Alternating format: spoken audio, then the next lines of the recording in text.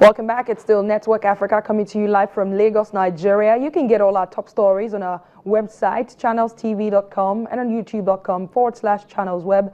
Please visit m.channelstv.com to view us live on your mobile devices, especially for our viewers outside of West Africa. Just log on to m.channelstv.com on your mobile device or laptop, and you're on live to us. You can download the Channels TV app for Android, iOS, and Windows phones from their respective stores. Now, in what appears to be a miracle to many, after 41 days of being trapped under an artisanal miner's site in Tanzania, 5 gold miners have made it out alive.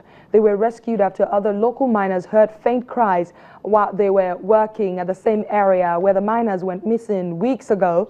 Search operations search operators hurriedly resumed at the mine in the northwestern Shingaya region, some 900 kilometers west of Dar es Salaam. An initial rescue mission had ended abruptly last month after about a week of intensive search ended with no result. The artisanal miners reportedly survived by eating roots, soil, frogs, and cockroaches. They are receiving treatment at a hospital in the capital.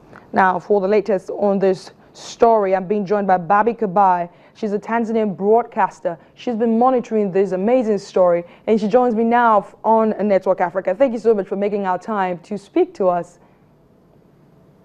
Hi, Adeshewa. How are you? I'm very well. Now, you've been to the miner site and interacted with the survivors. Describe to us what you saw and how are the miners able to make it out alive 41 days being on the ground? How they made it alive was because, well, they were in a pit that was about 120 meters below ground, and in that pit there's some pockets, usually where they dig the pits, there's some pockets that they usually put tools, working tools, or they put something that becomes another breakaway route. So that's what they did as soon as when the landslide took over and they got caved in.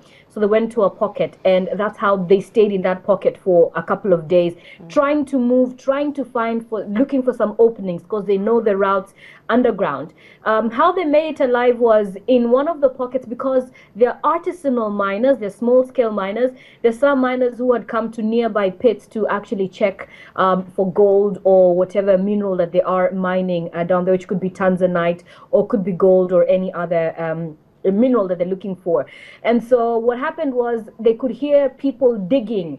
These are what they're saying. These are the survivors saying they could hear people digging in a nearby pit. And so they cried out with the loudest voices they could. There were 5 of them. Unfortunately, one of them had passed on. And they were heard. That person asked and said, okay, who are you? And they said, well, I am so-and-so, I am so-and-so, and that man ran away. It was just one man, he ran away. And the funny part about that story is that he went and recanted to the villagers and told them that he's hearing spirits talk, he's hearing, evil spirits talk. And of course, as Africans, they ran to the pit only to discover later that it was the people who were trapped 40 days before, because they knew without a doubt that they hadn't survived, because the government and the people in charge had actually closed off the rescue team 3 days after the collapse of the mine. So they had known, within that first week that there was no possibility of getting any survivors. So the survivors now, I hear they're in the hospital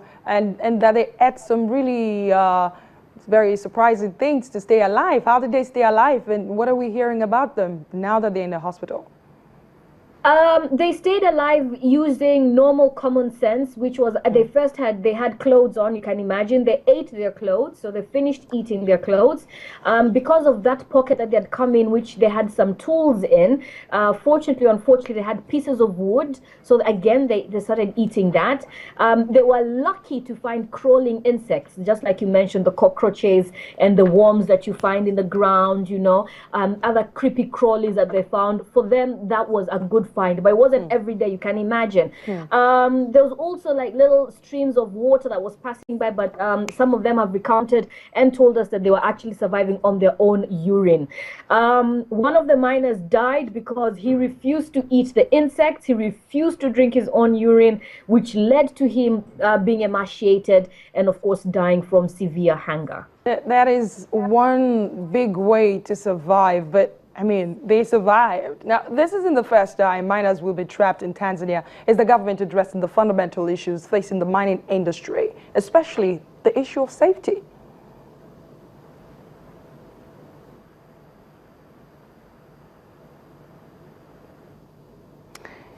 Bobby, if you can hear me, I just wanted you to address the issue of safety, if the Tanzania government is addressing the issue of safety. But I think we lost you there. Quite an amazing interview right there. The miners, the 5 of them are still alive and receiving treatment in the hospital. Now, as a mother, can you imagine nurturing a child that is not yours, including breastfeeding him or her? Well, that has been the fate of 2 South African parents whose children were accidentally swapped at birth. Worse still, a Pretoria High Court has ruled that these babies will remain with the families that raised them and that they should not be returned to their biological parents. The 2 children, a boy and a girl, who are now 5 years old, were born on the same day in a Johannesburg hospital but ended up being taken home and raised by the wrong parents after nurses mixed up their identities. Now, the precise circumstances of the mix-up have not been made public, but the families were unaware of the mistake until one of the mothers underwent tests when her ex-husband refused to pay child support, now saying he was not the father. One of the women initially wanted to get her biological daughter back, but has since accepted the opinion of court. That's the court-appointed experts who said the children should stay with the parents who raised them. The Pretoria Court ruled on Monday that the children will now be considered to have been adopted by the parents who brought them up. That's an amazing story. Let's take a short break on Network Africa. When we come back, the United Nations plans to redeploy some 300 peacekeepers to Central African Republic from a UN mission in Ivory Coast in a bid to boost security ahead of the country's planned December elections and a visit by the Pope.